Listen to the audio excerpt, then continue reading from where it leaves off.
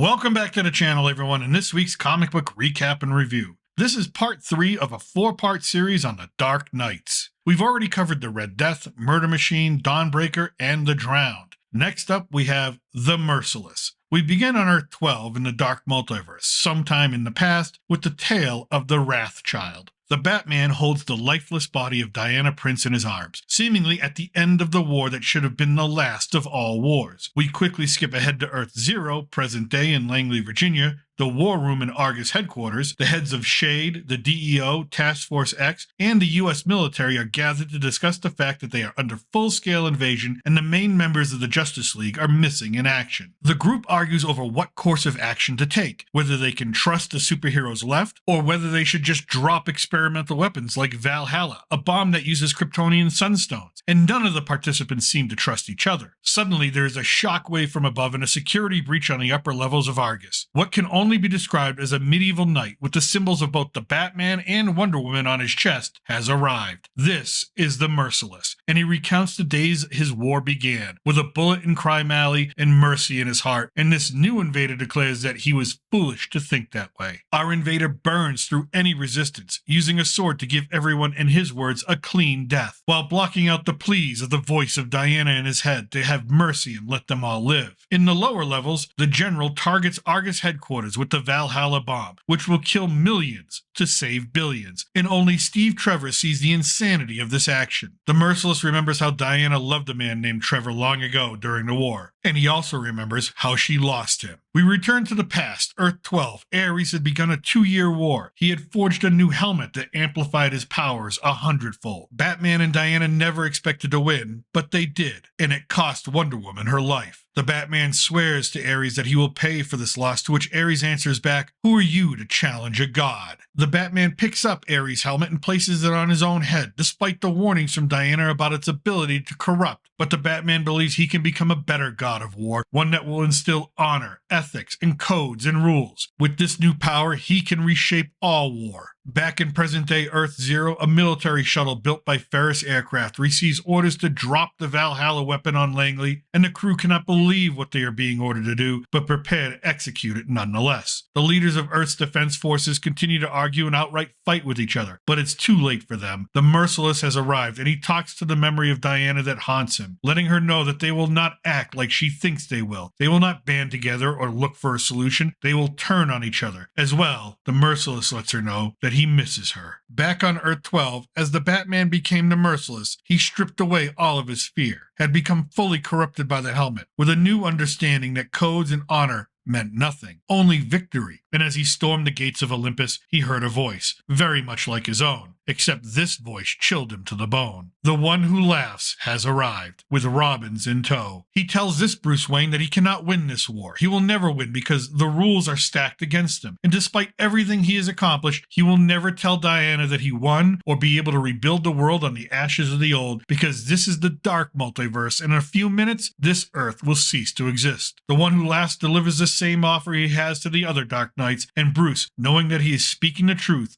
agrees, because in the end, he has nothing left to lose and everything to gain. With that, the Merciless joins the others and they attack Earth 0. There is carnage and death, but also the realization the worlds they came from were weak, and this one, the Earth above all others, has strength. And although the Merciless helps to wage war, he must always keep a weary eye on former friends, but reveals he cannot look at this Earth's Wonder Woman. Instead, he tours the underground lairs of the Court of Owls, the Gotham-based group that prepared the Batman for a final war, but ended up making this world vulnerable to Barbatos. That was a war of half measures, of mistakes made, and as the Merciless recounts this tale, the shuttle drops Valhalla from above. The massive explosion occurs in an instant, but it does nothing. The Merciless is able to absorb the blast and use it to make himself stronger. Instead, what the shuttlecraft sees are the leaders praying on their knees to the Merciless. He will have them watch as he conquers their world, and then he tells the rest of his story. How Diana was not dead, only stunned, that she tried to remove the helmet from Bruce to save him, but it was too late, and he ended her for it. How he remembers Steve Trevor, how this Earth reminds him of the mercy and restraint he used to fight with, and he breaks his neck. All of this while declaring that this world too will fall to Barbatos. And now our final Dark Knight. As we are transported to somewhere in the dark multiverse, Clark Kent, Superman, is listening to a voice voice expressing doubt for trusting him, trusting his strength, trusting his words, and this is Batman Devastator, Symphony of Destruction. On Earth Zero, earlier in the present day, Devastator Batman attacked the Fortress of Solitude because below that fortress was held the Cosmic Tuning Fork, and Barbatos tasked Devastator with retrieving it. The Justice League tried to intervene. They came with love in their hearts to protect the monument to the Man of Steel, but they fell easily, leaving only one anti-hero to stand in his way, Lobo. But even a being with the strength of Lobo is no match, because in this world, as Devastator says, even he has hope, and hope is like a virus, not allowing one to see the darkness in every corner, and that hope must be burnt out. These are the words spoken by Devastator as he hurls Lobo into the sun, ending him forever. Moving back one day, still on Earth Zero at the Daily Planet, Lois Lane is talking with Jimmy Olsen, who informs her that Washington, D.C. is the latest city to go dark, 6 in as many days' time. She is on her way to cover the Red Cross in Gotham City, and as she makes her way out of the building, a familiar voice stops her. It is Bruce Wayne. She asks if her husband Clark is okay, to which Bruce says, no, Clark is the problem, then shakes her hand as he transforms into Devastator. He is not Earth Zero's Bruce Wayne, he is one of the Dark Knights. He tells Lois that he has made sure her husband can never harm him again, and that he wants to do what he could not do for his own world, save Lois from Superman. Flashing back many years ago, on Earth 1 of the Dark Multiverse, the Batman prepares to launch a kryptonite-tipped javelin, recalling how that Earth's Superman had turned, become a man of destruction for destruction's sake, and that there was never any answer as to why. But the Batman knew that once Superman killed that Earth's Lois Lane, that was it. The whys and the hows did not matter anymore. But before the Batman could throw his weapon, a blast of heat vision amputated his arm, and as the Batman lay prone, Superman taunts him, letting him know that he knew the other Justice League members thought the Batman could beat him. How ridiculous he thought that to be now. The Batman agreed with Superman that everyone was so weak compared to him. Then Bruce told Superman that he really loved him, believed what he had been told by him, but now saw it for the lie that it really was. Then declared that he would not allow Superman to hurt him anymore as he activated a device on his utility belt. The Batman had created a version of the Doomsday virus and infected himself, covering his body in bony armor, growing, regenerating his severed limb, gaining the strength of the Kryptonian nightmare, but also diminishing his love for his friend, hardening his heart, and allowing him the mental fortitude to do what must be done. And in Bruce's own words,